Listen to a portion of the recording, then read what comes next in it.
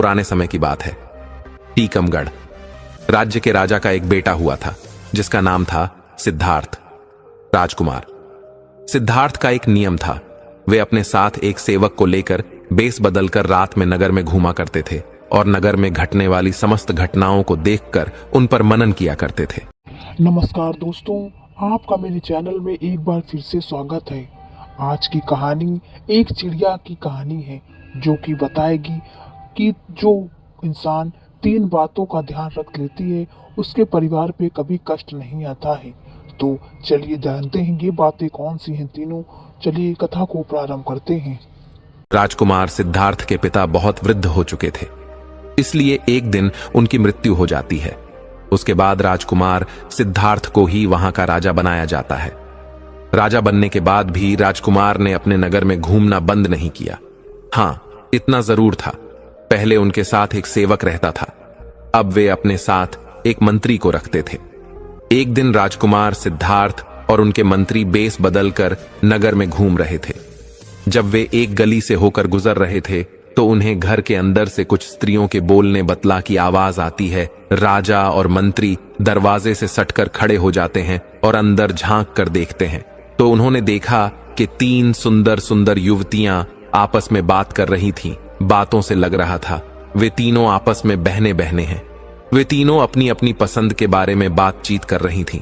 बड़ी बहन कहती है, बहनों, मुझे तो स्वादिष्ट भोजन खाने का बड़ा शौक है।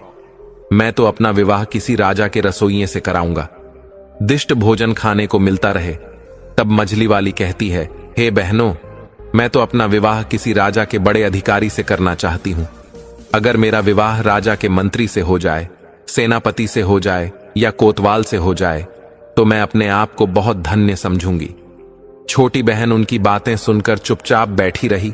तब उन दोनों बहनों ने अपनी छोटी बहन से पूछा कि बहन, तुम चुपचाप कैसी बैठी हो, तुम भी अपनी पसंद बताओ तो। छोटी बहन कहने लगी, बहना, आओ, मेरा काम नौकर चाकर से नहीं चलेगा। मैं तो अपना विवाह राजा से करूंगी ताकि तुम दोनों के पतियों पर मैं हुक्म चला सकूं। और मैं इतना चाहती हूं कि राजा से मेरे एक ऐसा बेटा पैदा हो जो हंसे तो फूल झड़े, रोए तो आंखों से मोती टपके, जिसके एक ओर के केस सोने के हो तो दूसरी ओर के चांदी के, बस ऐसा मेरा सपना है। छोटी बहन की बात सुनकर वे दोनों बहनें ठट्ठ मारकर हंसने लगी और कहने लगी, बहन, तू तो हमेशा पागलों की तरह बात करती है। तीनों बहनों की बातचीत राजा और मंत्री द्वार पर खड़े सो रहे थे। तीनों की बात सुनकर राजा को बड़ा आश्चर्य होता है। राजा ने मंत्री से कहा, मंत्री जी, इस घर को अच्छी तरह से पहचान लो और कल सुबह इन तीनों बहनों को दरबार में बुलवा, मुझे इनसे कुछ पूछना है। मित्रों, राजा की आज्ञा का पालन हुआ। अगले दिन मंत्री ने तीनों बहनों को राजा के दरबार में बुला लिया। राजा ने देखा कि उन तीनों में से जो सबसे छोटी बहन थी, जो कह रही थी कि मैं राजा से ब्याह करूंगी, वह बहुत सुंदर थी। राजा उसकी सुंदरता पर मुग्ध हो जाता है। उसके बाद राजा ने उन तीनों से पूछा कि कल रात आप अपने घर में क्या बात कर रही थीं? सच सच बताना, तुम तीनों की बातचीत कल मैंने अपने कानों से सुनी थी। अगर तुमने गलत बोलने की कोशिश की तो तुम्हें राजकीय दंड दिया जाए। अब वे बातें तो उन स्त्रियों के बीच की बातें थीं, उन्हें भला वे राजा के सामने कैसे जाहिर करती। राजा ने जब उस रात की बातों के बारे में पूछा तो वे तीनों शर्मा गई। लज्जा के कारण उनकी जुबान बंद हो गई। राजा के पूछने पर उन्होंने कहा कि हमें कुछ याद नहीं है कि हमने क्या कहा था। राजा ने कहा, आप सब कुछ छोड़कर हमें फिर से वही बातें बताइए और हम तुम्हारी इच्छाओं को पूरा करने का प्रयास करेंगे। इस प्रकार मजबूर होकर के उन तीनों ने रात में हुई बातचीत को राजा के सामने कह सुनाया। तीनों की बातें सुनकर राजा बहुत प्रसन्न हुआ। उसने तुरंत अपने रसोइयों को दरबार में बुलाया और इन तीनों में से जो बड़ी बहन थी उसका हाथ उस रसोइये के हाथ में दे दिया और कहा, रसोइये से आज से यह तुम्हारी पत्नी है और आज से तुम्हारा यह धर्म है कि तुम इसे स्वादिष्ट भोजन बनाकर खिलाओगे। उसके बाद राजा ने अपना एक मंत्री बुलाया और मझली बहन का हाथ उसके हाथ में दे दिया। छोटी वाली से कहा कि तुम्हारी यह इच्छा थी कि तुम्हारा विवाह किसी राजा से हो, सो मैं यहां का राजा हूं, तुम्हें मैं अपनी पत्नी के रूप में स्वीकार करता हूं। यह सुनकर के छोटी बहन बहुत प्रसन्न हुई। राजा ने आदेश कर दिया कि अभी इसी समय मेरे विवाह की तैयारी शुरू की जाए। राजा तो उठकर चला गया। उसके बाद राजा के जितने भी कर्मचारी थे वे सब शादी की तैयारी में जुट जाते हैं। उधर उन तीनों बहनों के विवाह की तैयारी होने लगी। छोटी बहन का विवाह बड़ी धूमधाम के साथ वहां के राजा से हो गया। बड़ी वाली का विवाह साई रसोइये से हो गया और बीच वाली का विवाह वहां के एक मंत्री से हो जाता है। तीनों बहनें अपने अपने पतियों के पास रहने लगी। छोटी बहन को रानी बनाकर राजा के महलों में पहुंचा दिया गया। मित्रों, यह देखकर उन दोनों बहनों को छोटी वाली रानी के भाग्य से जलन होने लगी। वे दोनों जब इकट्ठी होती थीं तो इस तरह सोचती थी कि हे बहन, छोटी वाली तो सचमुच रानी बन गई और हम अपनी इच्छा का बर पाकर भी उसकी नौकरानी बनकर रह गई है। हमारी छोटी बहन इतनी कौन सी हूर की परी है जो उसको राजा ने अपनी रानी बना लिया। मझली वाली कहने लगी, बहन, बुरा तो मुझे भी लग रहा है, राजा ने उसमें ऐसा क्या देख लिया जो उससे शादी कर ली। कही हुई बातों का क्या है, आदमी हर तरह की बातें सोचता है और करता है। मेरी समय से तो छोटी वाली नहीं बल्कि तुम रानी बनने के योग्य थी। वड़ी ने कहा, मुझे भी यह देखकर आश्चर्य होता है कि राजा की अक्ल पर क्या पत्थर पड़ गए थी जो उसे पसंद कर लिया। उससे तो तुम 100 गुना अच्छी थी मित्रों। इस प्रकार वे दोनों बहनें एक दूसरे को कोसने लगी और एक दूसरे की बुराई करके अपने दिल को तसल्ली देने लगी। लेकिन कई बार डर इतनी प्रबल हो जाती थी कि मन में विचार आता था कि बहन हम उसकी बड़ी बहन होकर भी उसके नौकर चाकर की पत्नी है और वह हमसे छोटा होकर भी हम पर हुक्म बजाती है। हम और हमारे पति उसके एक इशारे पर नाचने लगते हैं। इस तरह की बातें कर करके दोनों दिन रात अपनी छाती को जलाती रहती थी। कई बार सोचती थी कि उसे खत्म कर दिया जाए या राजा की नजरों में उसे गिरा दिया जाए, तभी हमारे मन को शांति मिलेगी। वे दिन रात इसी उपाय में लगी रहती थीं। वे जब भी अपनी बहन से मिलने जाती थीं तो अपनी हैसियत का ख्याल नहीं करती थी, बल्कि वह अपनी बहनों से इस तरह मिलती थी कि उन्हें ऐसा न लगे कि वह उसे नीचा दिखा रही है। लेकिन छोटी बहन अपनी दोनों बहनों से बहुत प्रेम करती थी। सभी लोग जानते थे कि दोनों नौकरों की पत्नियां हैं और उसकी बहन रानी है। मित्रों, कुछ महीनों के बाद रानी को गर्भ ठहर जाता है। यह खबर पाकर राजा को बड़ी खुशी होती है। इधर छोटी वाली बहन से मिलने में दोनों बहनें भी पहुंच जाती हैं और कहती हैं, बहन, इस बात की बड़ी खुशी हुई है कि तुम मां बनने वाली हो। अब तो हम दोनों बहनें ही बच्चे के जन्म तक तुम्हारी देखभाल करेंगे। रानी ने कहा, इससे अच्छी बात हमारे लिए और क्या हो सकती है। तुम मेरी बड़ी बहनें हो, मेरी मां के समान हो। तुमसे बढ़कर भला मेरी देखभाल कौन कर सकता है। तुम अपने पतियों के द्वारा यह आवेदन राजा के सामने पेश कर दो। आशा है कि वे इसे स्वीकार कर लेंगे। मित्रों, उन्होंने अपने पतियों के द्वारा राजा से आवेदन किया। राजा ने कहा, ठीक है, यह बात हम रानी से पूछकर ही आपको बताएंगे। राजा ने अपनी रानी से पूछा तो वो खुशी खुशी तैयार हो गए। अब तो राजा ने उन दोनों बहनों के लिए रानी के पास रहने और उसकी देखरेख करने की अनुमति दे दी। वे दोनों बहनें रानी के पास महल के अंदर रहने लगी। अब उन्हें अपनी दुष्टता का प्रदर्शन करने का पूरा मौका मिल गया था। इधर जब रानी के बच्चे का जन्म होने का समय आता है तो उन्होंने सारी दास दसियों को वहां से हटा दिया। इधर रानी ने एक बहुत ही सुंदर पुत्र को जन्म दिया। पुत्र को देखकर उन दोनों बहनों की जलन और भी चौगुनी हो गई। चुपचाप उन दोनों ने उस बच्चे को महल के बाहर ले जाकर एक कंबल में लपेटकर एक लकड़ी के संदूक में रखकर नदी में बहा दिया और वहां से एक मरा हुआ कुत्ते का बच्चा उठाकर रानी के पास लाकर रख देती है और महल की सभी दास दसियों को बताया कि रानी ने एक मरे हुए कुत्ते के बच्चे को जन्म दिया है। ये बात सुनकर सभी हैरान रह जाते हैं। इधर राजा को जब यह मालूम हुआ तो वह भी क्रोध से लाल पीला हो जाता है। राजा कहने लगा कि ऐसी स्त्री का मैं क्या करूंगा जो कुत्ते के बच्चों को जन्म देने वाली है। मैं तो इस रानी को मरवा दूंगा। राजा को ऐसा कहता देखकर मंत्री ने उसे समझा बुझाकर शांत किया। इधर वो संदूक नहर में बहता हुआ जाने लगा। नहर जो थी वो राजा के बगीचे से होकर जाती थी। बगीचे की रखवाली के लिए जो सिपाही नियुक्त किया गया था, उस सिपाही का घर भी नहर के किनारे बना हुआ था। उसने नहर में जाते हुए एक लकड़ी के संदूक को देखा तो उसे निकाल लिया। उस संदूक को खोल कर देखा, उसमें एक अत्यंत सुंदर तेजवान बालक लेटा हुआ था। बालक को देखकर सिपाही बड़ा हैरान होता है, किस बालक को नहर में भला किसने छोड़ दिया है। उस सिपाही ने ज्यादा सोच विचार नहीं किया कि बच्चा नहर में किसने डाला है, क्यों डाला है। उसके भी कोई संतान नहीं थी, इसलिए वह उस बच्चे को उठाकर अपनी पत्नी के पास ले आया और बोला, भाग्यवान, आज हमें भगवान ने एक बच्चा दिया है। बच्चे को पाकर उसकी पत्नी भी बड़ी खुश हो जाती है। उस दिन के बाद बिना किसी से चर्चा किए उस सिपाही की पत्नी उस बच्चे का पालन पोषण करने लगती है। धीरे धीरे 1 वर्ष बीत जाता है। उधर दूसरे वर्ष रानी ने फिर एक और पुत्र को जन्म दिया। इस बार भी उसकी बहनों ने उसी तरह की दुष्टता करके बच्चे को बाहर ले जाकर नहर में फेंक दिया और रानी के पास एक मरी हुई बिल्ली का बच्चा लाकर रख दिया। बिल्ली को देखकर राजा का क्रोध सासवा छूने लगता है। पूरे राज्य महल में फिर से मातम छा जाता है। राजा इस बार रानी को मार देना चाहता था। राजा को अत्यंत क्रोध देखकर मंत्री ने फिर उसे समझाया और रानी को मारने से बचा लिया। अब धीरे धीरे राजा और राजमहल के लोगों की नजरों में रानी के लिए सम्मान कम होता जा रहा था। मित्रों, आपको बता दें, किस बार वह नहर में बहता हुआ बच्चा उसी सिपाही को मिल जाता है। उसने दूसरा बच्चा भी ले जाकर अपनी पत्नी को दे दिया और उसे अपने बच्चे की तरह पालने लगी। कुछ दिनों बाद रानी ने एक और बच्चे को जन्म दिया। इस बार रानी ने एक बेटी को जन्म दिया था, लेकिन उस रानी की दुष्ट बहनों ने उस बेटी को भी पहले की तरह उठाकर नहर में फेंक दिया।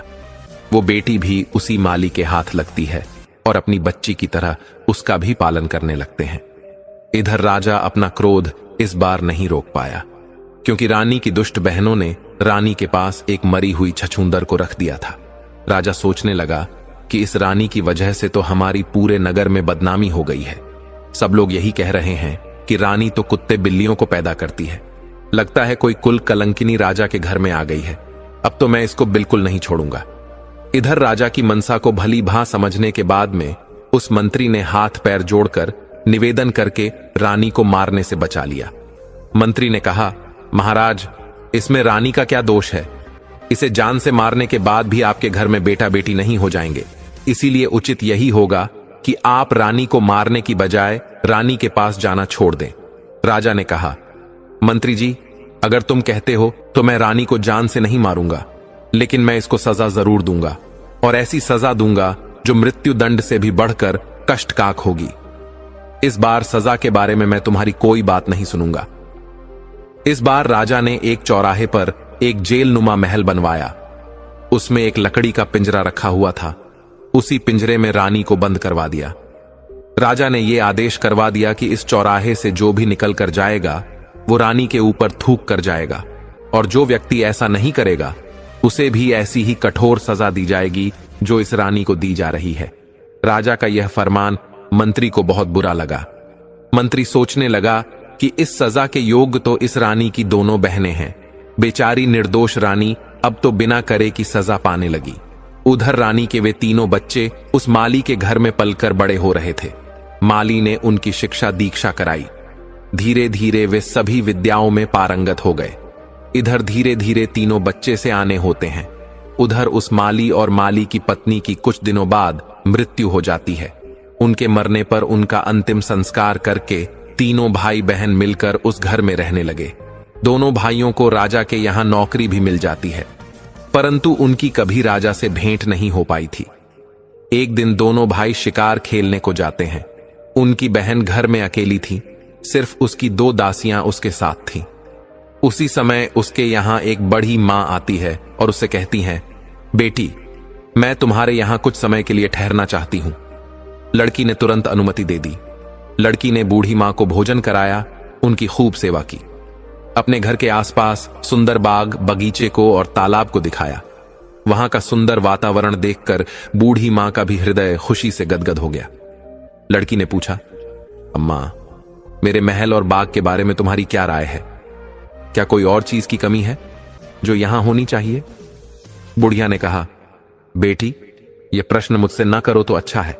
मैं कहूंगी तो तुम कहोगी कि ये 2 टके की बुढ़िया मेरे महल और बाग में नोकस निकालने आ गई। लड़की ने जोर देकर कहा, मैं ऐसा कुछ नहीं कहूंगी। तुम जो कुछ भी कमी इसमें समझती हो वह मुझे बताओ, मैं उसे पूरा करने की कोशिश करूंगी। तब बुढ़िया ने कहा, बेटी, ये सब कुछ तो तुम्हारा ठीक है, किंतु मेरी समझ में यहां पर 3 चीजें और आ जाएं तो संसार में तुम्हारा बाग सबसे सुंदर हो जाएगा, लेकिन उनका मिलना बहुत कठिन है। वो 3 चीजें क्या हैं? ध्यान देकर सुनो। एक तो है, बुलबुल मनुष्य की तरह बोलती है। जब वह बोलती है तो उसके आसपास सैकड़ों हजारों चिड़ियां जमा हो जाती हैं और उसके स्वर में स्वर मिलाने लगती है। दूसरा है एक गाने वाला पेड़। उसके पत्ते मोटे और चिकने होते हैं।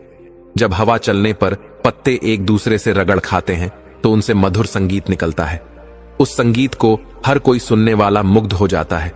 और तीसरी वस्तु है वो सुनहरा पानी। उसकी एक बूंद किसी बर्तन में रख दी जाए तो बर्तन अपने आप भर जाता है और फिर उसमें से एक फव्वारा सा निकलता है जो कभी नहीं रुकता, क्योंकि वह पानी लौटकर उसी बर्तन में गिरता रहता है। बुढ़िया की बात सुनकर लड़की कहने लगी, अम्मा, अगर तुम्हें इन चीजों के बारे में इतने विस्तार से पता है तो तुम यह भी जानती होगी कि यह वस्तुएं कहां मिलती हैं। मुझे बताओ, मैं उनकी प्राप्ति का प्रयत्न करूंगी। बूढ़ी महिला ने कहा, बेटा, मैं तुम्हें यह नहीं बता सकती, लेकिन इतना जरूर बता सकती हूं, यहां से कोई व्यक्ति उत्तर दिशा में चला जाए और सीधा चलता चला जाए तो 10 दिन की यात्रा के बाद जो पहला व्यक्ति उसे मिलेगा उससे पूछे कि यह वस्तुएं कहां मिलेंगी, वही आगे की राह बताएगा। अच्छा बेटी, बुढ़िया कहने लगी, मुझे काफी देर हो गई है, अब मैं चलती हूं। बुढ़िया को क्या मालूम था कि वह लड़की इतनी साहसी लड़की है कि खुद इन चीजों की तलाश में निकल पड़ेगी। इसलिए उसने विस्तार से वो सब कुछ बता दिया था जो उसे मालूम था। लड़की ने उसकी बताई हुई एक एक बात याद कर ली। इधर दोनों लड़के जब शिकार से लौट कर आते हैं तो अपनी बहन को उदास बैठा हुआ देखते हैं। उन्होंने पूछा, बहन, क्या बात है? आज तुम्हारी तबीयत खराब है क्या, या कोई बात तुम्हारी मर्जी के खिलाफ हो गई है? लड़की ने सिर झुकाकर कहा, नहीं भाई, ऐसी कोई बात नहीं है। भाइयों ने कहा, यह तो तुम झूठ बोल रही हो, कुछ ऐसा तो जरूर हुआ है जो तुम्हें दुख दे रहा है। अगर तुम नहीं बताओगी तो हम तुम्हारे पास से उठकर नहीं जाएंगे। तब लड़की ने देखा कि दोनों भाई बात जानने के लिए अड़े खड़े हैं, तो उसने कहा, मैं तुम्हें इसलिए नहीं बताना चाहती हूं कि जो मैं कहूंगी उसे सुनकर तुम चिंता में और कष्ट में पड़ जाओगे। खैर, जब तुम जिद कर रहे हो तो मैं बता देती हूं। हमारे पिता ने यह महल हमारे लिए बनवाया था और अपनी समझ शेष में सुंदरता और सजावट की कोई चीज की कमी नहीं रखी थी, लेकिन अभी भी इसमें कुछ कमियां हैं। किंतु आज मुझे 3 चीजों के बारे में मालूम हुआ है। अगर वे 3 चीजें इस बाग में आ जाएं तो हमारा महल अद्वितीय सुंदर हो जाएगा। दोनों राजकुमार ने पूछा, बहन, वे ऐसी कौन सी चीजें हैं, हमें शीघ्र बताओ।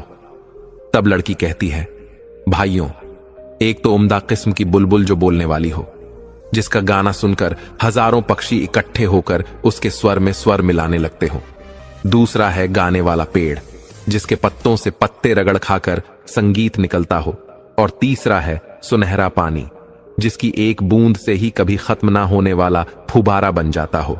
मैं इसी चिंता में हूं कि इन्हें कैसे प्राप्त करूं। दोनों राजकुमारों ने पूछा, बहन, अगर तुम हमें यह बता दो कि ये तीनों चीजें कहां और किस दिशा में मिले तो हम तुम्हें ढूंढ कर लाकर देने का प्रयास करेंगे। मित्रों, इस प्रकार अगले दिन उनमें से जो बड़ा राजकुमार था वह अस्त्र शस्त्र लेकर घोड़े पर बैठकर वह तीनों चीजें लेने के लिए चल देता है। तो लड़की रोने लगती है और कहने लगी, भैया, मैं कितनी दुष्ट हूं जो अपने शौक के लिए तुम्हें मुसीबत में फंसा रही हूं। मैं अपनी मांग वापस लेती हूं, अब कभी भी इन चीजों का जिक्र नहीं करूंगी, तुम मत जाओ। तब बड़े राजकुमार ने कहा, बहन, एक बार कमर कसकर मैं पीछे नहीं हटता। अगर मैं नहीं जाऊंगा तो हमेशा मेरे दिल में यह बात खटकती रहेगी कि मैं कायर हूं। मित्रों, राजकुमार ने अपनी बहन को एक खंजर दे दिया और कहा कि जब तक यह खंजर ठीक है मैं सकुशल हूं, लेकिन अगर इसमें से खून की बूंदें टपकने लगे तो समझ लेना मैं जीवित नहीं हूं। यह सुनकर के वे दोनों बहन भाई उदास होते हुए कहने लगे, भाई, तुम ऐसी खतरनाक यात्रा पर मत जाओ। लेकिन बड़े राजकुमार ने एक भी नहीं सुनी। उसने फौरन घोड़ा दौड़ा दिया और सीधी उत्तर दिशा की ओर चलता चला गया। चलते चलते 20 दिन का सफर तय कर लिया। तभी उसे एक अजीब सा दृश्य दिखाई दिया। उसने देखा कि एक झोपड़ी सी बनी हुई थी। उसके बाहर एक बूढ़ा आदमी बैठा हुआ था। उसके बाल बर्फ की तरह सफेद थे। उसकी दाढ़ी, मूछें और बहुएं इतने बढ़ गए थे कि उसका पूरा शरीर ढक गया था। उसके हाथ और पैरों के नाखून बहुत बड़े बड़े हो गए थे। उसने अपना शरीर एक चटाई से ढक रखा था उसके ऊपर उसके बाल पड़े हुए थे। राजकुमार देखकर समझ गया कि वह कोई तपस्वी साधु है जो ऐसे दुर्गम और निर्जन स्थान में अकेला बैठा है। जरूर उन चीजों के बारे में यह साधु जानता होगा। राजकुमार घोड़े से नीचे उतरा और उसने उस वृद्ध तपस्वी के पास जाकर प्रणाम किया। तपस्वी ने प्रत्युत्तर में कुछ कहा, लेकिन उनकी आवाज राजकुमार को समझ में नहीं आई, क्योंकि तपस्वी बालों से पूरी तरह ढके हुए थे।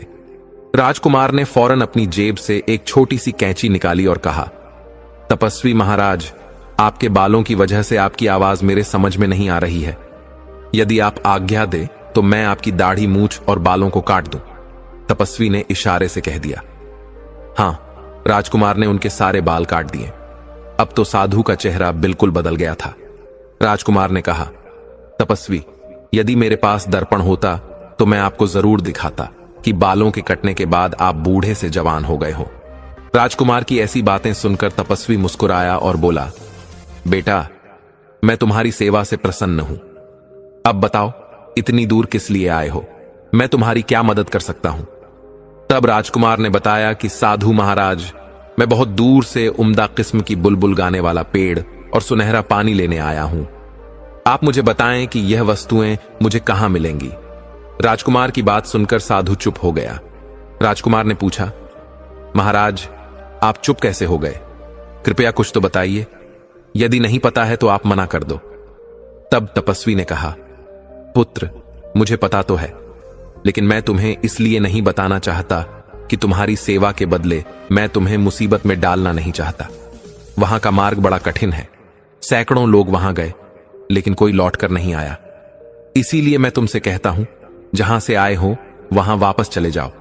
राजकुमार ने कहा, बूढ़े बाबा, मैं जाने के लिए नहीं आया हूं। मुझे अपना कार्य पूरा करना है। मैंने अपनी बहन को वचन दिया है। इसमें चाहे मेरी जान ही क्यों ना चली जाए। तुम मुझे वहां तक पहुंचाने का रास्ता बता दो, बाकी मैं देख लूंगा। तुम मेरे युद्ध कौशल पर विश्वास करो। तपस्वी ने कहा, बेटे, यही तो मुश्किल है कि तुम्हें युद्ध कौशल दिखाने का अवसर ही नहीं मिलेगा। तुम्हें जो जो शत्रु मिलेंगे वे सामने से मुकाबला नहीं करते हैं, बल्कि छुपे तौर पर वार करते हैं। राजकुमार ने कहा, मैं छुपे तौर पर वार करने वालों से भी निबट अच्छी तरह से जानता हूं। आप मुझे वहां जाने वाला रास्ता बता दीजिए। बस मित्रों, तपस्वी ने उसे बहुत समझाया, लेकिन राजकुमार ने अपनी जिद नहीं छोड़ी। तब तपस्वी ने अपने झोले में से एक गेंद निकाली और कहा, मुझे तुम्हारे जीवन का बहुत अफसोस हो रहा है, लेकिन तुमने जिद पकड़ ली है तो अपना भला बुरा तुम स्वयं ही जानो। तुम घोड़े पर सवार होकर के इधर को जाओ और उस गेंद को भूमि पर गिरा दो। यह गेंद खुद ही लुढ़क लगेगी और तुम के पीछे पीछे चले जाना। जब तक यह लुढ़क रहे तब तक तुम चलते रहना। एक पहाड़ के नीचे जाकर यह गेंद रुक जाएगी। वही एक पेड़ से तुम घोड़े को बांध देना और फिर आगे पहाड़ पर चढ़ने लगना। तुम्हारे दोनों ओर काले पत्थर दिखाई देंगे। तुम उन पर ध्यान मत देना। इस दौरान तुम्हें पीछे से कई आवाजें सुनाई देंगी। तुम्हें कुछ धमकियां, कुछ गालियां सुनाई देंगी। तुम उन्हें अनसुना कर देना। अगर तुमने एक बार भी डर कर पीछे की ओर देखा तो तुम और तुम्हारा घोड़ा दोनों काले पत्थर के रूप में बन जाएंगे। वहां पड़े हुए काले पत्थर वही सब लोग हैं जो इन्हीं चीजों को लेने के लिए गए थे और पीछे लौटकर देखने के कारण वहां पत्थर बन गए। अगर तुम कुशलतापूर्वक पहाड़ की चोटी पर पहुंच गए तो वहां एक वृक्ष पर टंगा हुआ पिंजरा मिलेगा जिसमें गाने वाली चिड़िया मौजूद होगी। उस चिड़िया की बातों से तुम्हें डरना नहीं है, बल्कि उससे तुम उस गाने वाले पेड़ और सुनहरे पानी का पता पूछना। वो चिड़िया तुम्हें बताएगी कि यह चीजें कहां मिलेगी। इन सब चीजों को पाने बाद तुम्हारी राह में कोई खतरा नहीं रहेगा। बेटे, मैंने यह सब तो तुम्हें जरूर बता दिया, लेकिन अब भी मैं यही कहता हूं कि तुम वापस लौट जाओ। मैं साफ साफ देख रहा हूं, तुम वहां तक नहीं पहुंच पाओगे। उससे पहले ही काला पत्थर बनकर रह जाओगे। राजकुमार आगे के लिए चल देता है। तपस्वी ने वो गेंद लड़का दी। गेंद लुढ़कते लुढ़कते उसी पहाड़ी की तलहटी में जाकर रुक गई। वहां से ऊपर जाने के लिए एक बड़ा ही सखरा रास्ता था। राजकुमार ने घोड़े को वहीं बांध दिया और पहाड़ पर चढ़ने लगा।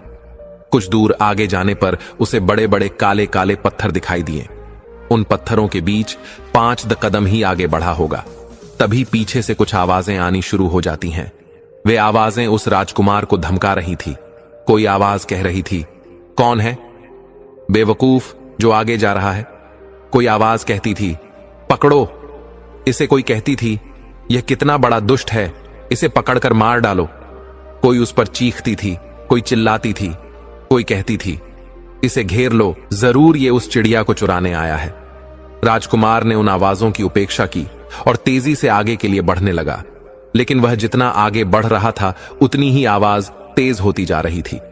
उसके कानों के पर्दे फटने लगे, दिमाग सुन्न हो गया। तपस्वी ने उसे जो बताया था वो उसके दिमाग से निकल गया और एक बार वो मुड़कर पीछे देखने लगा।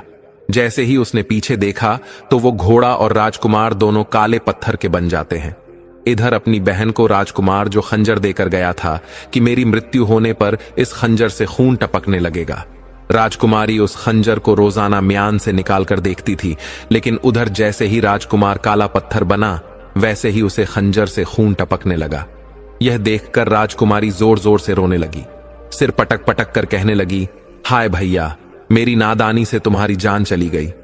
न जाने किस मनहूस घड़ी में वो कमबख्त बुढ़िया यहां आई थी। वो ना यहां आती और ना मैं इस झंझट में पड़ती। मैंने उसके साथ अच्छा व्यवहार किया, लेकिन उसने मुझे लालच में डाल दिया। हे भगवान, तू मेरे भैया को जिंदा घर लौटा दे, चाहे मेरी मौत भेज दे। भैया ना रहे तो मैं चिड़िया और पेड़ और उस पानी का क्या करूंगी? मुझे कुछ नहीं चाहिए, मुझे सिर्फ मेरा भाई चाहिए। लड़की को रोता देखकर उसका दूसरा भाई भी रोने लगता है और कहने लगा, बहन, अब रोने धोने से कोई फायदा नहीं। मैं जो कहता हूं तुम वो करो। मैं पता लगाऊंगा कि भैया किस प्राकृतिक कारण से मरे या किसी शत्रु ने उन्हें घेर कर मारा है। किसी ने उन्हें मारा होगा तो मैं उसे जिंदा नहीं छोड़ूंगा। भैया की मौत का बदला जरूर लूंगा। बहन ने अपने उस दूसरे भाई को बहुत समझाया और उसे रोकने का प्रयास किया, मगर वह भी नहीं रुका। बहन बोली, मैंने एक भाई तो खो दिया है, दूसरे को मौत के मुंह में नहीं जाने दूंगी। बड़े भैया तुमसे कोई कम बहादुर नहीं था, लेकिन फिर भी वो मुसीबत में पड़ गए। वो तो मुझे अपनी कुशलता का हाल जानने के लिए खंजर भी देकर गए थे। तुम्हारा हाल मुझे कैसे पता चलेगा? तब दूसरे राजकुमार ने अपनी बहन को एक मोतियों की माला दी। उसने कहा, देखो बहन, इस माला के सारे मोती अलग अलग हैं। जिस दिन इनके मोती एक दूसरे से चिपक जाएंगे तो समझ लेना कि मैं दुनिया में नहीं हूं। ऐसा कहकर के दूसरा राजकुमार भी घोड़े पर बैठ करके चल देता है और 20 दिन की यात्रा करके वो उन्हीं आर्षि के पास पहुंच जाता है। आर्षि को प्रणाम करके उसने पूछा कि आप मुझे बता सकते हैं कि बोलने वाली चिड़िया और गाने वाला पेड़ और सुनहरा पानी कहां मिलेगा? तपस्वी ने कहा, बेटा, वो राह तो बड़ी खतरनाक है। तुम वहां जाने की बात छोड़ दो और घर वापस लौट जाओ। वहां अभी तक जितने भी लोग गए हैं कोई भी लौट कर नहीं आया है। कुछ दिन पहले एक नौजवान आया था, देखने में बिल्कुल तुम्हारे जैसा था। मैंने उसे भी बहुत समझाया, वह भी नहीं माना और वह भी अभी तक लौट कर नहीं आया है। तब राजकुमार ने जवाब दिया, वो मेरा बड़ा भाई था और यह मैं जानता हूं कि अब जीवित नहीं है, लेकिन मैं यह नहीं जानता कि वह कैसे मरा है। किसी प्राकृतिक कारण से मरा है या किसी दुश्मन ने उसे घेर कर मारा है। तब वह सिद्ध तपस्वी कहता है, मैं तुम्हें बताता हूं, बहुत से आदमी मेरी चेतावनी के बावजूद भी उस रास्ते पर चले जाते हैं और काले पत्थर बन जाते हैं। तुम्हारे भाई के साथ भी यही हुआ है। तुम मेरी बात मानो और घर लौट जाओ, वरना तुम भी काले पत्थर बनकर रह जाओगे। लड़के ने कहा, तपस्वी जी, अब मैं तो बत आगे निकल आया हूं, पीछे लौट के जाने के बारे में मैं नहीं सोच सकता। आप मुझे रास्ता बताइए। तपस्वी ने कहा, बेटी, अगर तुम जिद करते हो तो जाओ, इस गेंद के पीछे पीछे चले जाओ, यह गेंद तुम्हें मंजिल तक पहुंचा देगी। इतना कहकर तपस्वी ने वह गेंद लड़का दी। वह गेंद उस राजकुमार को पता बताती हुई लुढ़क हुई चली जा रही थी। राजकुमार उसके पीछे पीछे चलता गया। कुछ देर चलने के बाद वो गेंद एक पहाड़ की तलेटी में जाकर रुक गई। दूसरे राजकुमार ने घोड़ा वहीं पर छोड़ा और उस पहाड़ी के ऊपर चढ़ने लगा। 2-4 कदम ऊपर चढ़ा होगा कि उसने सुना कि पीछे से कोई डांट कर कह रहा है, अबे बदमाश, अरे बदतमीज, तू कहां बड़ा चला जा रहा है? रुक जा कमबख्त, मैं तुझे सजा देता हूं। गाली सुनकर के दूसरे राजकुमार को क्रोध आ जाता है। उसका खून खौल उठा। वो उस तपस्वी द्वारा बताई गई चेतावनी को भूल गया। उसने म्यान से तलवार खींच ली और पलट कर देखा कि गाली देने वाले के टुकड़े टुकड़े कर डालूं, किंतु पीछे देखते ही वह काले पत्थर के रूप में बदल जाता है और उसका घोड़ा भी काला पत्थर का बन जाता है। मित्रों, उधर राजकुमारी ने जब उस माला को देखा जिसे राजकुमार देकर गया था, वह माला उसने अपने गले में पहन रखी थी। उसने देखा कि माला के सारे मोती एक दूसरे से चिपक गए हैं। यह देखकर लड़की जोर जोर से चीख पड़ी। वह समझ गई कि उसका दूसरा भाई भी अब दुनिया में नहीं है। भाई के गम में वो बुरी तरह से रोने लगी और रोते रोते बेहोश हो जाती है। जब होश आता है तो ने निश्चय किया कि मेरे ही कारण मेरे दोनों भाई मौत के मुंह में चले गए। मैं भी अब जीकर क्या करूंगी। मित्रों, वो लड़की भी सारी विद्याओं में निपुण थी। शस्त्र चलाना, घुड़सवारी करना, तलवारबाजी, तीरंदाजी, सभी हुनर उसे अच्छी तरह आते थे। अब तो लड़की घोड़े पर सवार होकर स्वयं अपने भाइयों की खोज में निकल पड़ी। 20 दिन चलने के बाद वह उसी साधु के पास आती है और तपस्वी को प्रणाम करके पूछने लगे, हे तपस्वी महाराज, मुझे बोलने वाली चिड़िया, गाने वाला पेड़ और सुनहरा पानी चाहिए। बताओ यह कहां मिलेगा। तब साधु ने कहा, बेटी, तुम एक लड़की हो और तुम्हारे लिए अच्छा यही होगा कि तुम अपनी इच्छाओं पर संयम रखो और जिन चीजों का विचार तुम मन में लेकर आई हो उन चीजों को भूलकर तुम वापस लौट जाओ। वह राह बड़ी कठिन है। लड़की ने अपनी मनसा जाहिर की, तपस्वी जी, अब मैं वापस नहीं जा सकती। कृपया मुझे विस्तार से बताइए कि उस रास्ते में क्या खतरे पड़ेंगे ताकि मैं उनसे निपटने का पहले से कर लूं। साधु ने लड़की को पूरी बात बता दी। साधु ने कहा, बेटी, खतरा सिर्फ तब तक है जब तक पहाड़ की चोटी पर ना पहुंच जाओ। पहाड़ की चोटी पर पहुंचते ही तुम्हें वहां बोलने वाली चिड़िया मिल जाएगी और वही चिड़िया तुम्हें उस पेड़ और सुनहरे पानी के बारे में बताएगी। तुम्हें इतना ध्यान रखना है कि पहाड़ पर चढ़ते समय पीछे से सुनाई देने वाले कटु शब्द और गालियों को तुम्हें अनसुना करते हुए आगे बढ़ना है। वहां जो काले पत्थर मिलेंगे वो सब वही लोग हैं जिन्होंने उन गालियों को बर्दाश्त नहीं किया है। कुछ समय पहले 2 नौजवान भी आए थे, वो भी शायद उन्हीं पत्थरों के ढेर में पड़े होंगे। लड़की ने कहा, महाराज, वह मेरे भाई थे। लड़की ने कहा, इसका मतलब वह शब्द किसी का कुछ नहीं बिगाड़ सकते। यदि उन्हें अनसुना करते हुए आगे बढ़ा जाए तो लड़की ने क्या किया, अपने कान में रुई लगा ली। तपस्वी ने वही गेंद लड़का दी। लड़की उस गेंद के पीछे पीछे चलने लगी। गेंद जाकर के पहाड़ों की तलेटी में रुक जाती है। लड़की ने घोड़ा वहीं छोड़ा और पहाड़ी के ऊपर चढ़ने लगी। तभी पीछे से बड़ी भयानक आवाजें आने लगती हैं, किंतु लड़की के कानों में रुई लगी थी। इस कारण से वे आवाज उसे सुनाई नहीं दे रही थी। लड़की लगातार आगे को बढ़ती जा रही थी। आवाजें धीरे धीरे बहुत तेज होती चली गई। लड़की उन गालियों को सुनती गई और सहन करती गई। आखिरकार वो उस पहाड़ की चोटी पर चढ़ ही गई। वहां जाकर उसने देखा कि एक पिंजरे में एक सुंदर चिड़िया मधुर सुर में गा रही है। लड़की को देखते ही वह चिड़िया एकदम गरज कर कहने लगी, ए लड़की, खबरदार, मेरे पास मत आना। चिड़िया की डांट फटकार सुनकर राजकुमारी हंसने लगी और उसने दौड़कर उस चिड़िया का पिंजड़ा उठा लिया और कहने लगी, चिड़िया रानी, आज से मैं तुम्हारी मालकिन हूं। अब तुम हमेशा मेरे कब्जे में रहोगी। तो लड़की ने अब अपने कानों से रुई निकाल ली थी। चिड़िया बोली, तुम ठीक कह रही हो, अब मैं सदैव तुम्हारे पास रहूंगी। मैं हमेशा पिंजरे में बंद रहती हूं और संसार की कोई भी बात ऐसी नहीं है जो मुझे मालूम ना हो। तुम्हारा हाल भी मैं इतना जानती हूं कि जितना तुम भी नहीं जानती हो। मेरे कारण तुम्हें बहुत ही लाभ मिलेगा। अब तुम मेरी मालकिन हो और मैं तुम्हारी सेवा करूंगी। इस समय तुम मुझे बताओ कि मुझसे क्या चाहती हो। चिड़िया की बातें सुनकर लड़की बहुत प्रसन्न होती है। राजकुमारी ने कहा, मुझे अपने भाइयों के पत्थर बनने का बड़ा दुख है। खैर, यह बातें मैं तुमसे बाद में करूंगी। पहले मुझे यह बताओ कि मुझे गाने वाला पेड़ और सुनहरा पानी कहां मिलेगा। मित्रों, चिड़िया ने जो रास्ता बताया, राजकुमारी चलकर उस स्थान पर पहुंची। वहां एक सुनहरे पानी का कुंड था। लड़की ने एक चांदी की सराय में उस पानी को भर लिया। फिर उसने चिड़िया से गाने वाले पेड़ के बारे में पूछा तो चिड़िया ने कहा, तुम्हारे पीछे की ओर जो बड़ा सा जंगल है, इसी में वो गाने वाला पेड़ मिलेगा।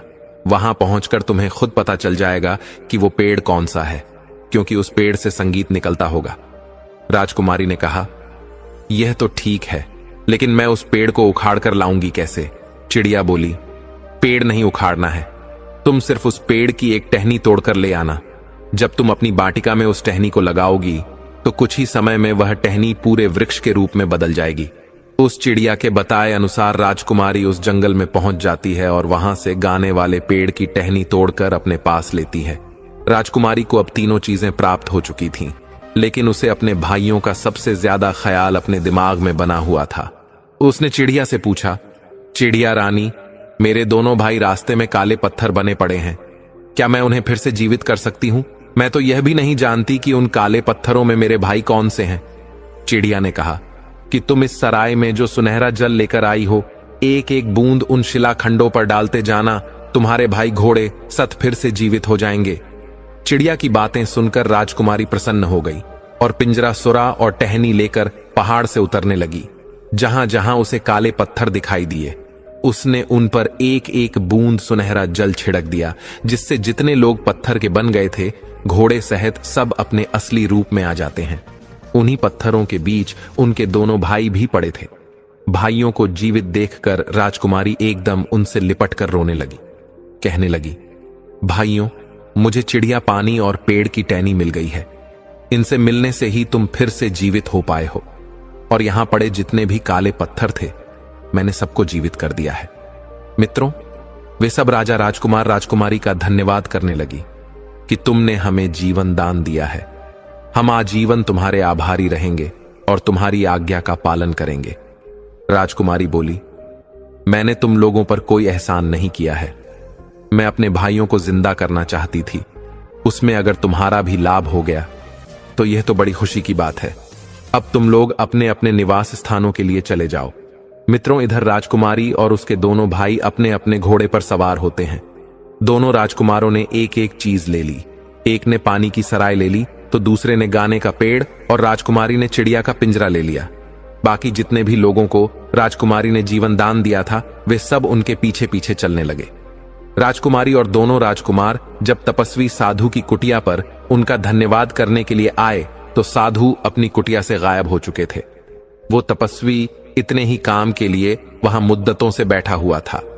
उन तपस्वी साधु की सहायता से ही आज राजकुमारी को तीनों चीजें प्राप्त हुई थीं। राजकुमारी अपने दोनों भाइयों के साथ अपने घर पर आ जाती है, और उसके मकान के सामने जो उसके बगीचे का हिस्सा था, राजकुमारी ने उसे उस भाग में उसे बोलने वाली चिड़िया के पिंजरे को लटका दिया।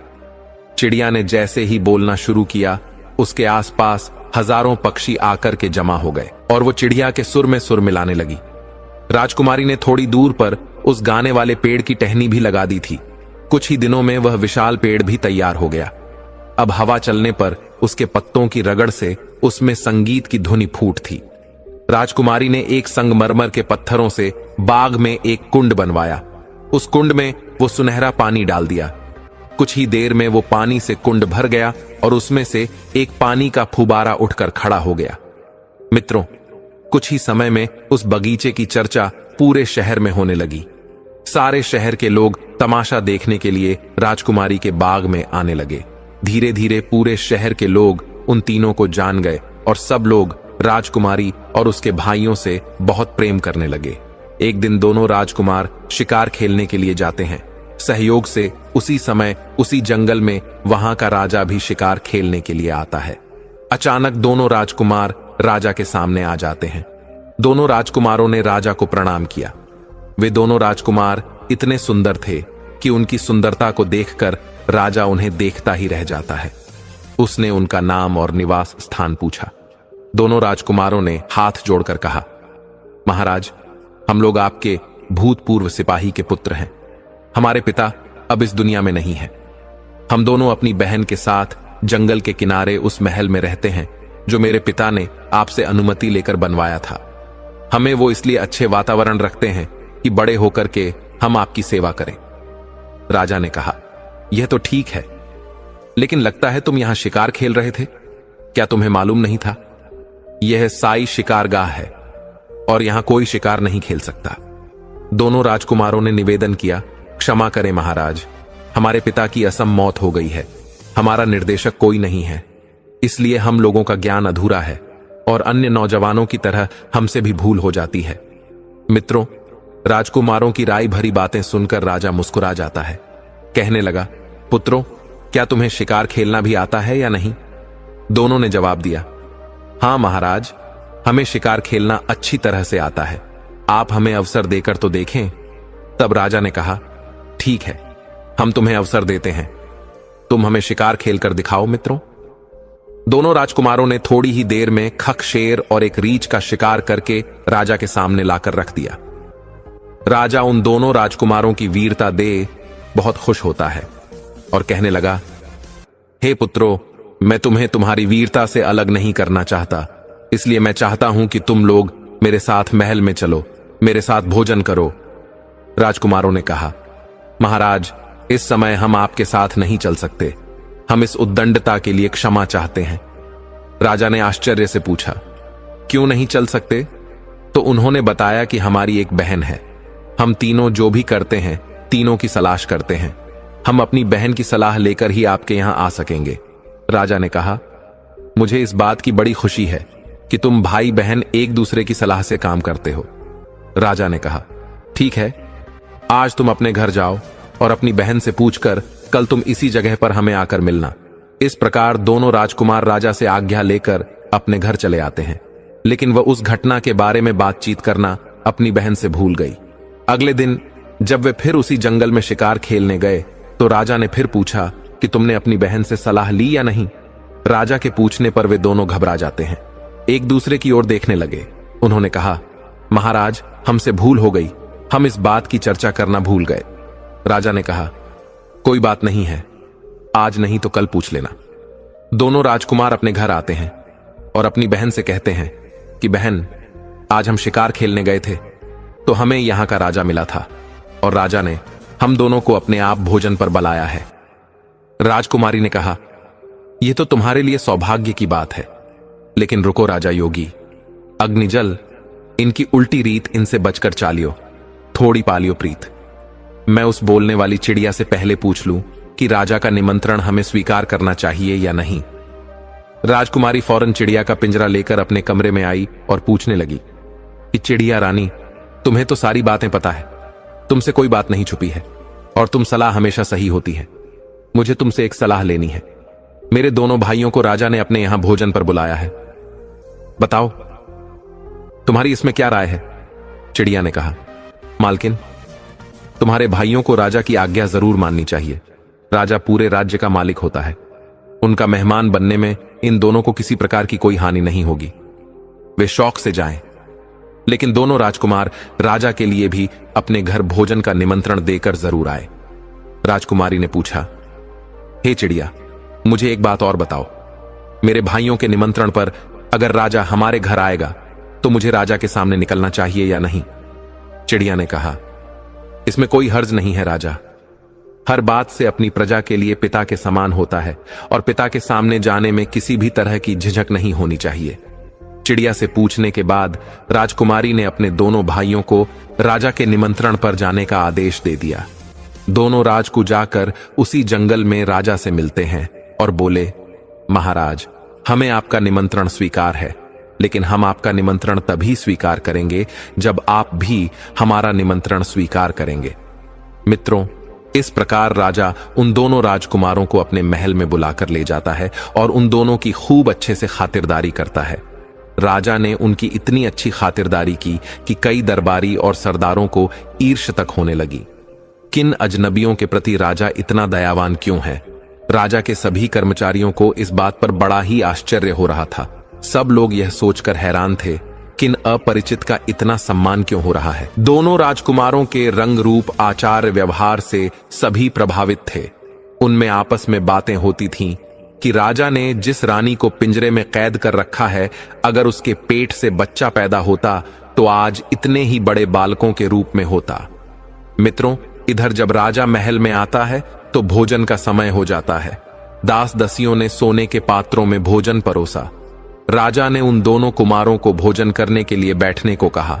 दोनों राजकुमार बड़े ही संस्कारी थे। राजा ने उनकी कई तरह से परीक्षा लेकर देख लिया, लेकिन हर परीक्षा में खरे उतरे। राजा सोचने लगा, ऐसी कुशाग्र बुद्धि के वीर शहजादे अगर उसके होते तो कितना अच्छा होता। उनके प्रति राजा का आकर्षण बढ़ता जा रहा था। भोजन के बाद राजा उन्हें अपने मनोरंजन के कक्ष में लेकर जाता है और काफी देर तक उनसे बातें करता है। उनकी बातें सुनने से उसका जी नहीं भर रहा था। राजा ने गायन विद्या और वादन आरंभ करने का आदेश दिया। अपने काल के सर्वश्रेष्ठ गायक वादक को वहां उपस्थित कराया और उन्होंने अपनी श्रेष्ठ कला का प्रदर्शन किया। फिर नाच गाने का इंतजाम किया। नृत्यांगना ने मनमोहक नृत्य दिखाकर सभी को प्रसन्न कर लिया। नाटककार ने नाटक किए। यह कार्यक्रम कई घंटों तक चलते रह। उसके बाद जब संध्या होने को आई तब दोनों कुमारों ने राजा से अपने घर जाने की आज्ञा मांगी और राजा से कहा कि महाराज, अब आप भी हम दोनों गरीबों की कुटिया में पधार कर हम पर कृपा करें। राजा ने उनका निमंत्रण स्वीकार कर लिया और बोला, मुझे तुम्हारे यहां कुछ आकर प्रसन्नता हुई है। मैं तुम्हारी बहन से जरूर मिलना चाहूंगा। इस प्रकार दोनों राजकुमार अपने घर चले आते हैं। घर आकर उन्होंने अपनी बहन को बताया कि राजा ने सबके समक्ष हमारा बड़ा सत्कार किया और यह भी वादा किया कि कल शिकार से लौटकर वह हमारे घर जरूर आएंगे। अब हमें राजा की योग्य उत्तम भोजन की व्यवस्था करनी होगी। राजकुमारी ने कहा कि तुम चिंता मत करो, मैं बोलने वाली चिड़िया से सलाह लेकर सारा प्रबंध कर दूंगी। फिर वह चिड़िया का पिंजरा अपने कमरे में लेकर जाती है। उसने चिड़िया को पूरा हाल बताया तो चिड़िया ने कहा, मालकिन, यह तो बड़े सौभाग्य की बात है कि राजा साहब तुम्हारे घर आ रहे हैं। तुम उनके स्वागत सत्कार का जो भी प्रबंध कर सको वो उत्तम ही होना चाहिए, किंतु मेरे कहने से तुम एक विशेष भोजन बनाओ। तुम खीर का गाढ़ बनाना और उसके ऊपर मेवा की तरह जगह जगह मोतियों को बिछा देना। राजकुमारी बोली, यह कैसा व्यंजन हुआ? यह तो हंसों का नाम तो सुना था कि मोती खाते हैं, पर राजा मोती खाएगा यह समझ में नहीं आया। फिर इतने मोती मिलेंगे कहां? चिड़िया ने कहा, उसकी तुम चिंता मत करो। तुम्हारे बगीचे की पूर्व दिशा में एक पेड़ खड़ा है। उसी पेड़ की जड़ में, उस पेड़ की जड़ को तुम खुदवान तो उससे ढेर सारे मोती मिल जाएंगे। चिड़िया के कहने के अनुसार दो नौकरों को ले जाकर राजकुमारी ने उस पेड़ की जड़ को खुदवा। या तो उस पेड़ की जड़ में एक सोने का संदूक निकला जिसमें तरह तरह के आभूषण और सुंदर मोती भरे हुए थे। राजकुमारी यह देखकर बहुत खुश होती है। अब उसे चिड़िया पर बहुत अधिक विश्वास हो गया था। इधर राजकुमारी ने मकान की ऐसी सफाई कराई कि मकान चमकने लगा। समय दोनों राजकुमार बढ़िया कपड़े पहनकर घोड़ों पर सवार होते हैं और शाही शिकार गांव में पहुंच जाते हैं। शिकार गांव में कुछ देर तक उन्होंने राजा के साथ रहकर शिकार खेला, किंतु उस रोज गर्मी अधिक थी। धूप बहुत तेज पड़ रही थी, इसलिए उस दिन उन दोनों ने शिकार खेलना जल्दी खत्म कर दिया और अपने सैनिकों को वापस भेज दिया। राजा अपने दोनों सैनिकों के साथ उस कुमार के घर आता है। उधर जब राजा उनके द्वार पर आया तो राजकुमारी ने हाथ जोड़कर राजा को प्रणाम किया। राजकुमारों ने बताया कि यह हमारी बहन है। राजा ने राजकुमारी के सर पर हाथ रख दिया और वह राजकुमारी की सुंदर सूरत को काफी देर तक निहारता रहा। राजकुमारी की सूरत को देखकर राजा को कुछ याद सा आ रहा था कि उसकी सूरत जरूर किसी से मिलती जुलती है, मगर वह समझ नहीं पा रहा था कि उसकी सूरत किससे मिलती है। उसके बाद राजकुमारी राजा को अपने घर के अंदर बुलाकर ले जाती है और अपने घर की प्रहिस्से को, बाग बगीचे को राजा को दिखाती है। राजा ने पूरा भवन देखकर कहा, तुमने अपने महल की सजावट और रख रखा बहुत अच्छे ढंग से किया है। अब मुझे अपना बाग भी दिखाओ। कोई आदमी मुझसे तुम्हारे बाग की बहुत तारीफ कर रहा था। यह बाग तुम्हारे पिता के द्वारा लगाया हुआ था। राजा बाग को गौर से देखने लगता है।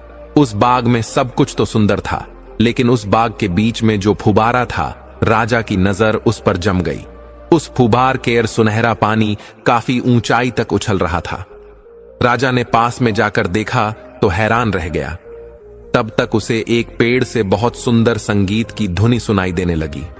राजा कहने लगा, लगता है इन्होंने अपने बगीचे में गाने बजाने वालों का भी इंतजाम कर रखा है, क्योंकि बाग से बड़े ही सुंदर संगीत की धुनी सुनाई दे रही थी। तो राजा ने उनसे पूछा, क्या सचमुच तुमने गाने बजाने वालों का अपने बाग में प्रबंध कर रखा है?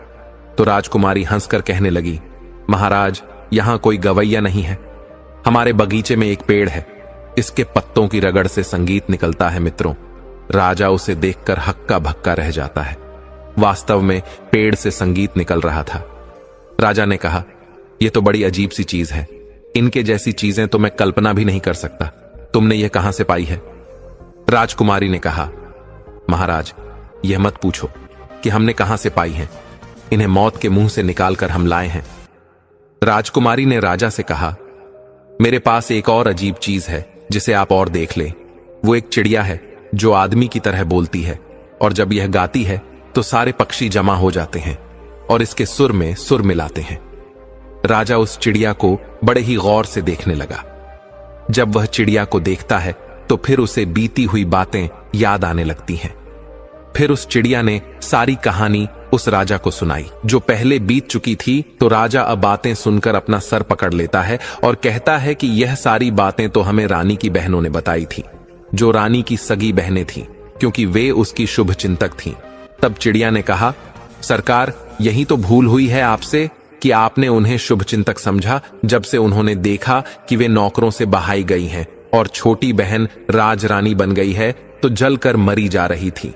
उन दुष्टों ने इस बात का भी ख्याल नहीं किया कि रानी ने शादी के बाद भी उनसे बहनों जैसा प्रेम रखा था। रानी को मृत्युदंड दिलाने के लिए उन्होंने 3-3 बार सफेद झूठ बोला है। वह तो भला हो उस मंत्री का जिसके कारण रानी की जान बची है। रानी के प्रति अपने दुर्व्यवहार को याद करके राजा की आंखों में आंसू आने लगे।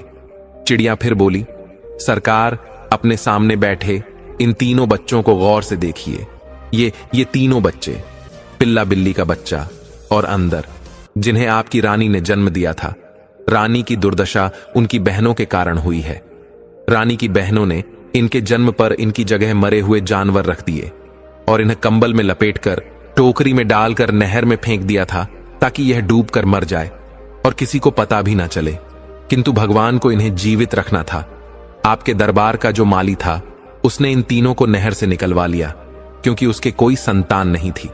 इसलिए उसने इनका लालन पालन किया और अपनी संतान की ने पाल पोछ कर बड़ा किया। इन्हें भली प्रकार की शिक्षा दिलाई और इनके लिए यह महल बनवाया है सरकार। यह तीनों कोई और नहीं, आपकी रानी की संतानें हैं। तब राजा ने चिड़िया से कहा, चिड़िया, तुझे मैं किस तरह से धन्यवाद दूं? दुश्मनों की दुष्टता और रानी का निर्दोष होना मेरे सामने आज तुमने स्पष्ट कर दिया है। मेरे बच्चों को तूने पहचानवाया है। मैं बराबर सोचता था कि इन लड़कों के प्रति मन में अकारण ममता क्यों उपजती है। मैं उनकी बातों पर नाराज क्यों नहीं हो पा रहा हूं। इस प्रकार राजा ने अपने तीनों बच्चों को गले लगा लिया। चारों की आंखों में आंसुओं की धार बहने लगी। आज अपने बच्चों से मिलकर राजा बड़ा खुश होता है। राजा को ऐसा लग रहा था जैसे उसकी आत्मा लौट आई हो। फिर उसके बाद सबने मिलकर भोजन का आनंद लिया। कुछ देर बातें करने के बाद राजा ने कहा कि अब मैं महल को जाता हूं, कल फिर वापस आऊंगा। कल तुम लोगों को मेरे नहीं बल्कि अपनी माता के स्वागत के लिए तैयार रहना है। उसके बाद महल में रहने के लिए भी आपको चलना है। महल में पहुंचकर राजा ने मंत्री को बुलवाया और उसने उसकी खूब प्रशंसा की कि तुम कितने बुद्धिमान मंत्री हो, तुम्हारे कारण रानी की जान बची थी। फिर उसने रानी की बहनों की दुष्टता का वर्णन मंत्री के सामने किया।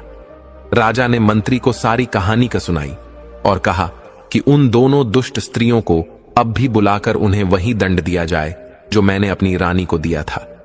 किसी भी प्रकार की वे दया की पात्र नहीं है। मित्रों, मंत्री ने बिना देर किए राजा के आदेश अनुसार सारे कार्य किए और दोनों दुष्ट बहनों को वही दंड दिया गया जिसकी वे हकदार थीं।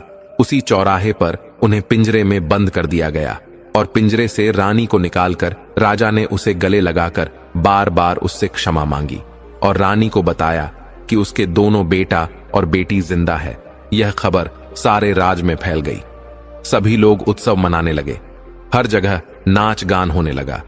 रानी राजा के साथ महल में आ गई और तीनों बच्चे अपनी मां से देर तक लिपटे रहीं। रानी अपने बच्चों से मिलकर बहुत प्रसन्न हुई। आज परमात्मा ने उन्हें फिर से मिला दिया था। राजकुमारी ने अपनी मां को उस बोलने वाली चिड़िया से मिलाया और अपने सुंदर बाग में खड़े उस पेड़ को दिखाया जिससे संगीत निकलता था। चिड़िया ने राजा और रानी से कहा, हे राजन, जीवन में 3 महत्वपूर्ण बातें याद रखी जाएं तो इससे न केवल आपकी औलाद पर संकट आता है, तो कभी आपकी औलाद पर संकट नहीं आएगा, न कभी धन की हानि होगी और धोखेबाजों से भी बचा जा सकता है। पहली बात, बिना देखे सुनी सुनाई बातों पर विश्वास करके कोई निर्णायक कदम ना उठाए। अगर किसी को सजा देने की बात हो तब कभी सुनी सुनाई बातों पर विश्वास नहीं करना चाहिए। हमेशा अपनी आंखों से देखकर या कसौटी पर रखकर ही उचित कदम उठाना चाहिए।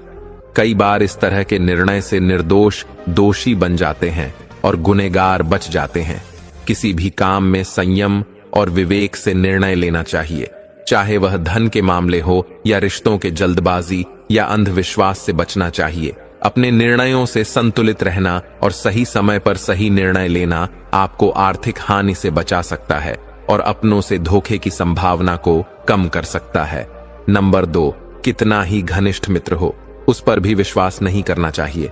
हमेशा विश्वासी ही धोखा देता है। विश्वास तब करें जब उन्हें अपनी कसौटी पर परख ले और बीच बीच में उनकी परीक्षा करते रहे। नंबर 3, लोग धोखा इन 3 कारणों से देते हैं: ईर्ष बस, लोभ बस और अपमान बस। हमेशा ईर्ष रखने वालों से दूर रहिए। लोभी, लालची और कामी लोगों से दूरी बनाकर रखिए और किसी का अपमान मत करिए। आप हमेशा और आपका परिवार सदैव धोखों से और संकटों से बचा रहेगा। कभी धन की हानि नहीं होगी। तो मित्रों, इस तरह से राजा का पूरा परिवार इकट्ठा हो जाता है और फिर से राजा के घर में वह खुशी लौट आती है। रानी की सारी मुश्किलें कट जाती हैं। तो दोस्तों, यह कहानी आपको कैसी लगी? अगर यह कहानी आपको अच्छी लगी हो तो हमारे चैनल को सब्सक्राइब कर दीजिएगा। हमारे द्वारा लाई गई वीडियो सारी ज्ञानवर्धक होती हैं। ऐसी ही वीडियो जानने के लिए हमारे चैनल के बेल आइकन को प्रेस जरूर कर दीजिएगा, ताकि हमारे द्वारा लाई गई वीडियो आप तक तुरंत पहुंच सके। दोस्तों, वीडियो को पूरा देखने के लिए धन्यवाद। दोस्तों, चलती मिलते हैं हम लोग अगली वीडियो में। और राधे राधे, जय श्री श्याम, जय हरिदास।